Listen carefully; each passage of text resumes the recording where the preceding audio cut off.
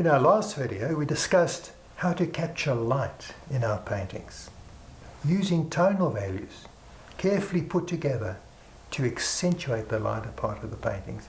And sometimes it can be quite challenging on a white canvas to get all the various tones so that they work together and give you the feeling of light in that particular scene. So what we're going to do today is discuss very briefly what we can do to make it easier.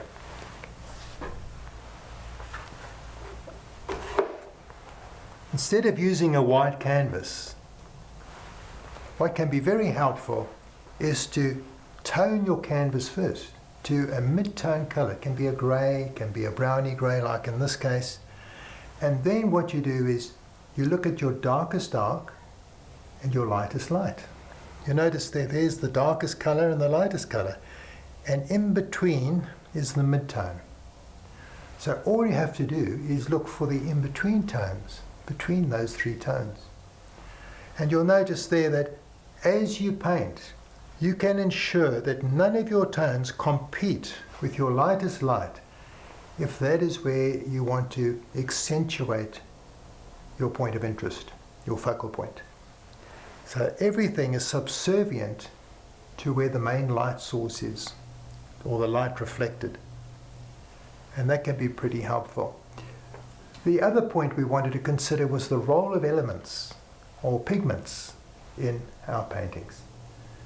Now you'll notice I've got some samples there. I've got the professional oil paint at the top, the student second, and then I've got some of the cheaper brands that you can buy. Now the cheaper brands have binders and extenders in them, and it dilutes the saturation of the pigment. And it's more difficult to work with. And when they dry a different color. Makes it very difficult to really produce fine work. The professional paint is more expensive, but it's worth it, because at the end of the day it'll last longer because it's got a stronger pigmentation, and there's not such a big difference in the drying of the pigment.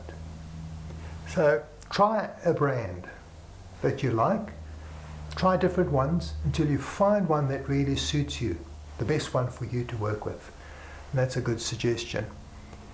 Until next time, if you enjoyed this video, I'd love you to give me a thumbs up, and if you really enjoyed it, perhaps subscribe, and this helps me to keep producing these videos because they can be helpful to artists who are striving to raise the quality of their work.